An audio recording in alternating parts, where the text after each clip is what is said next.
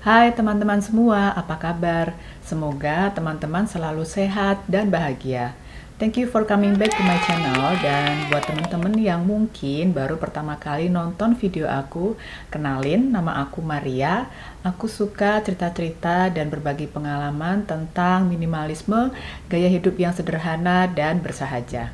Kali ini aku ingin cerita-cerita dan berbagi beberapa tips bagaimana supaya kita tetap termotivasi untuk melunasi beberapa hutang atau cicilan yang kita miliki.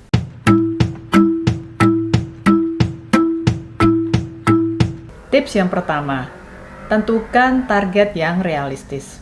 Kita perlu tahu berapa besar jumlah hutang yang kita miliki saat ini, dan ada berapa macam cicilan yang perlu kita lunasi.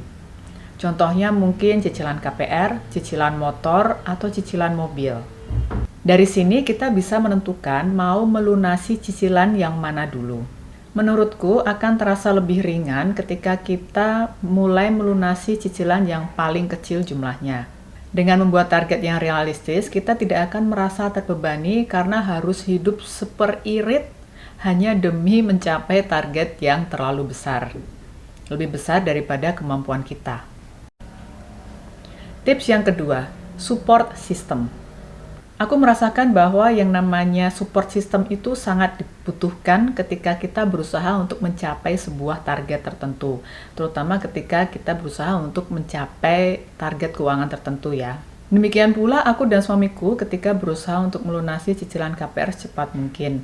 Kami berdua saling mendukung dan mengingatkan satu sama lain ketika salah satu dari kami mungkin hendak melakukan spending yang besar nilainya, dan itu mungkin akan berpengaruh kepada kecepatan kami untuk melunasi cicilan kami.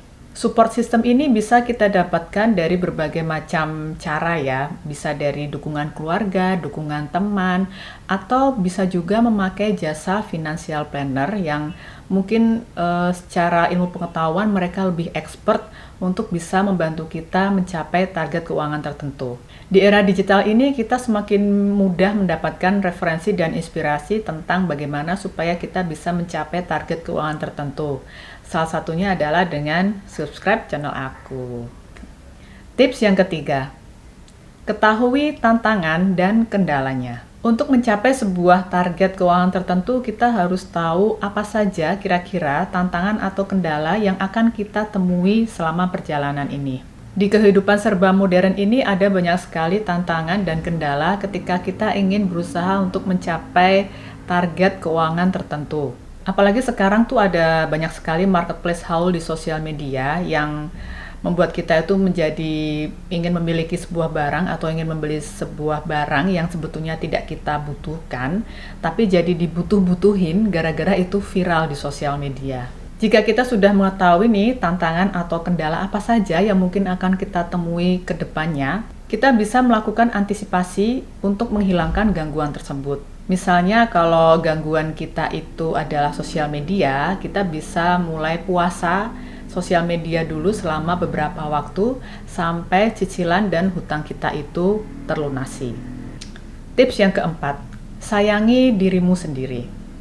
Terkadang mencapai target keuangan tertentu itu bikin kita menjadi agak stres, apalagi kalau target yang kita susun itu agak-agak di luar kemampuan kita.